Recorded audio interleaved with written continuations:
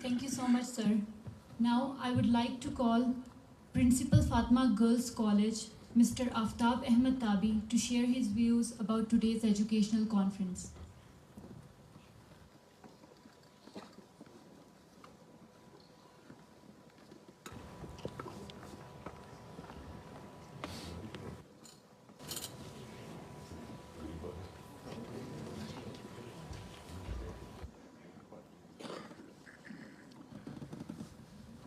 معزز حاضرین السلام علیکم. ہماری ڈیولپمنٹ فورم بہت زیادہ مبارکباد کا مستحق ہے کہ ہمارے پاکستان کے اس پولرائز سسٹم میں نفسا نفسی کے نظام میں اور ہجانات کا جو دور ہے اس میں اس قدر مہذب شائستہ اور پرمغز بیٹھک کا اہتمام کیا، اور اس شدید سردی میں جب ٹمپریچر کم و بیش مائنس کے پاس ہے اور ہر کوئی بیٹھا ٹھٹر رہا ہے. بہت اچھی بات ہے. اللہ تعالیٰ آپ کو اور بہت ساری کامیابیاں دیں. اور حاضرین، آپ کو بھی اپریسیشن ہے کہ آپ سب لوگوں نے آج کا ویکینڈ ٹک ٹاک پہ گزارنے کی بجائے، انسٹاگرام پہ گزارنے کی بجائے، دوستوں کے واٹس ایپ کے سوشل گروپس میں چل کرنے کی بجائے اس چل میں ہماری آرٹس کونسل کے اس ہال میں ٹائم دینا پسند کیا، ادب سے رجوع کرنا پسند کیا، اویئرنیس سے رجوع کرنا پسند کیا، اور پاکستان کے مستقبل کے ترجیحات کے تعین کرنے کے حوالے سے I really appreciate you, admirer you, اور آپ کے لیے تالی ہونی چاہیے. ہماری قومی ترجیحات میں تعلیم رہی نہیں ہے. معذرت کے ساتھ میڈم نے بڑی اچھی گفتگو کی. یہ ایک سرکاری نیریٹو تھا، بہت اچھا نیریٹو ہے، لیکن ایک سول سٹیزن کا یہ نیریٹو نہیں ہے، ایک پرائیویٹ آدمی کا یہ نیریٹو نہیں ہے. قومی ترجیحات میں تعلیم پاکستان کے 76 سالوں میں رہی نہیں ہے. آپ دیکھ لیجئے، آپ آج کی مہذب دنیا کے ساتھ اپنا موازنہ کر لیں، اور مہذب دنیا میں آپ کو کہیں دور جانے کی ضرورت نہیں ہے، کہیں چھان پھٹک کرنے کی ضرورت نہیں ہے. آپ سے متصل 3 پڑوسی ہیں. آپ پاکستان کی 75 سال کی تعلیمی تاریخ ملاحظہ کر لیجئے، تعلیم کی ترقی، تعلیم کا ارتقاء وہ ملاحظہ کر لیجئے، اور اپنے 3 متصل پڑوسی جن میں سے ایک کو ہم سیاسی طور پر یا سرکاری طور پر دشمن گردانتے ہیں، ہندوستان، ایران اور چائنا، تینوں کی تعلیمی تمدن کا آپ اندازہ کر لیجئے کہ اس وقت کس قدر انقلابات، کس قدر تغیر و تبدل اور کس قدر ایوولوشن کے تحت ہندوستان میں، ایران میں، چائنا میں تعلیم ترقی کر رہی ہے. آپ کے تصورات جو ہمارے آرتھوڈاکس تصورات ہیں پاکستان میں، کہ ہم سمجھتے ہیں کہ یہ ریاست کی ذمہ داری نہیں ہے تعلیم، آ جائیں آگے بڑھیں، تعلیم پھیلائیں، جتنا مرضی آپ کوشش کر لیں، آپ مانسٹر بن جائیں، لیکن جو کام ریاست کر سکتی ہے میں نہیں کر سکتا. ایک اسکول کھول کے آپ نہیں کر سکتے، ایک کالج کھول کے آپ پوری تحریک چلا کر بھی اس ریاست کا نقشہ نہیں بدل سکتے. یہ کام ریاست کا ہے. چائنا میں جب انہوں نے ترقی کی راہیں اختیار کرنا شروع کی تو پرائمری ٹول تعلیم کو قرار دیا اور اس پر انویسٹ کرنا شروع کر دیا کہ ہمارا برین ڈرین نہ ہو، ہیومن ریسورس تباہ نہ ہو.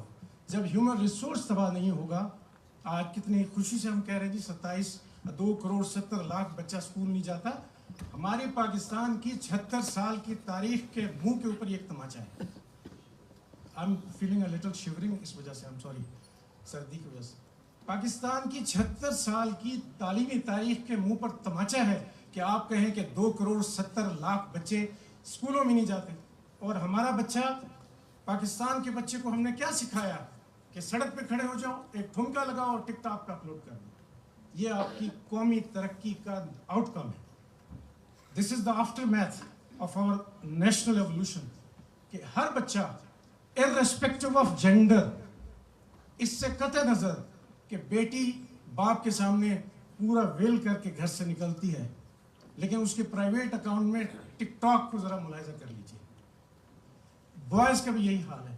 تو یہ ہمارا قومی ترجیح تھی تعلیم کے نتیجے میں. وجہ یہ تھی کہ ریاست نے تعلیم کو کبھی سرپرستی دی نہیں. اس لیے آپ دیکھ لیں، ابھی شعیب صاحب ذکر کر رہے تھے کہ یہ جاپان گئے، ہیروشیما اور وہاں انہوں نے ناگاساکی کا وزٹ کیا.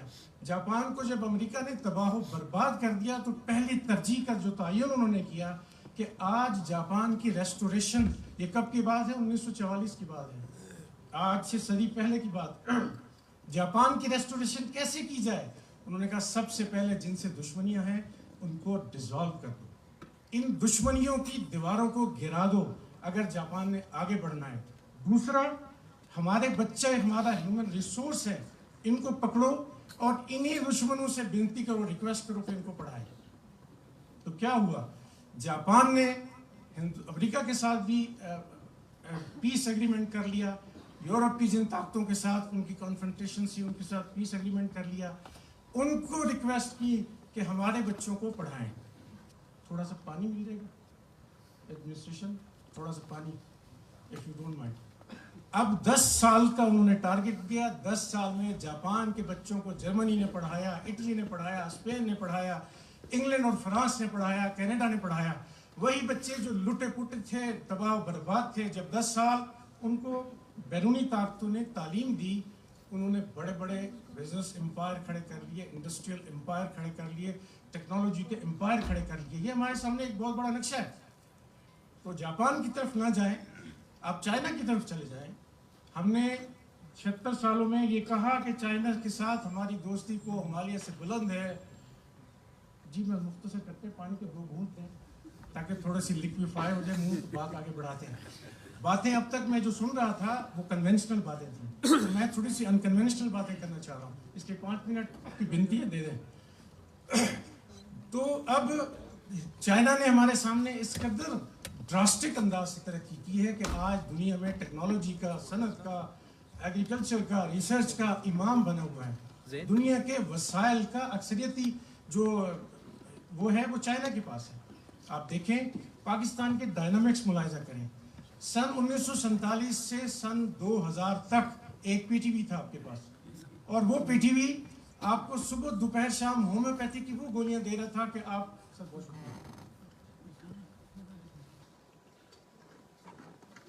آپ کہتے تھے راوی سب اچھا لکھ رہا ہے، بہت کچھ ہے، بہت شانتی ہے پاکستان میں.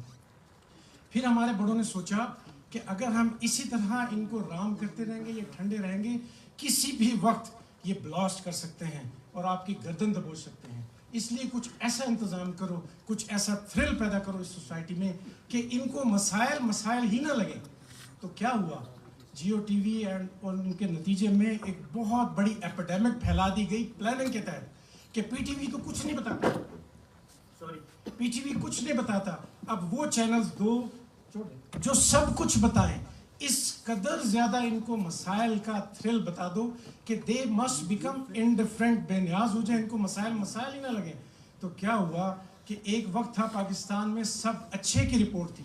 ایک وقت یہ ہوا کہ اس قدر زیادہ تھرل پھیلانا شروع کر دیا، تمام پرائیویٹ چینلز نے ہجانات پیدا کرنے شروع کر دیے کہ آج مجھے یاد ہے میں اس وقت گریجویشن میں تھا اور اسٹوڈنٹس کی لڑائی میں 2 بچے زخمی ہوئے، 2 ہمارے کلاس فیلوز زخمی ہوئے، ان کے سر پھوڑ دیے گئے اور ہمیں الٹیاں شروع ہو گئیں. Would you believe? ہمیں الٹیاں شروع ہو گئی وہ خون دیکھ کے. اور آج جیو ٹی وی، ARY، XYZ تمام، کسی کی پروموشن نہیں ہے، لاشیں دکھا رہے ہیں، کٹے ہوئے انسان دکھا رہے ہیں.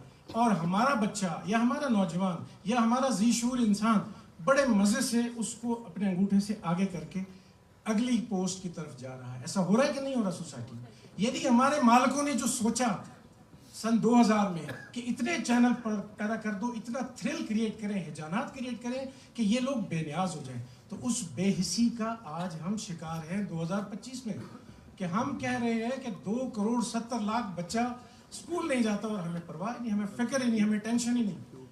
چائنا کے نوجوانوں کے وزیر سے ہم ملے، ڈائریکٹر جنرل یوتھ وہاں ہوتے ہیں بیجنگ میں، اپنے اسٹوڈنٹس کے ساتھ ہم گئے. انہوں نے کہا کہ ہمیں وہ راستہ، ہمارا انٹریکٹیو سیشن چل رہا تھا ان کے ساتھ، ہمیں وہ راستہ بتائیں کہ ہمارے بچے سٹریس کا شکار نہ ہوں. بس ہمیں یہ بتائیں، ہم کچھ اور آپ سے پوچھنا نہیں چاہتے. ہماری مختلف ڈسکشن میں انہوں نے کہا ہماری تعلیم کا، چائنا کی تعلیم کا آؤٹ کم یہ ہے کہ ہمارا اسٹوڈنٹ سٹریس کا شکار نہ ہو. اس لیے چائنا میں اسٹوڈنٹس کو ہم یونیفارم نہیں پہناتے، ٹریک سوٹ میں آتا ہے، جاگر میں آتا ہے، ریلیکس آتا ہے. اور اس کے اوپر سبجیکٹس کا امپیریٹو اس قدر زیادہ نہیں ہے, سٹریس اس قدر زیادہ نہیں ہے کہ وہ الجھاؤ کا شکار ہو. ہم جنرلی 3-4 مضامین پڑھاتے ہیں تاکہ یہ کامیابی کی طرف بڑھے. اور چائنا کا اسٹوڈنٹ سٹریس کا شکار نہیں, دنیا میں سب سے کم ریٹ خودکشیوں کا چین میں ہے, آپ کے پڑوسی میں. اور پاکستان بڑی تیزی سے خودکشیوں کے ریٹ کی طرف بڑھتا چلا جا رہا ہے اسٹوڈنٹ سٹریس کے نتیجے میں, چونکہ ہم نے پیرنٹنگ سیکھی نہیں, پیرنٹنگ کی سائنس ہمیں نہیں آتی. ہمیں صرف یارڈ سٹک ایک ہی ہے کہ بچے نے A+ لیا ہے کہ نہیں لیا.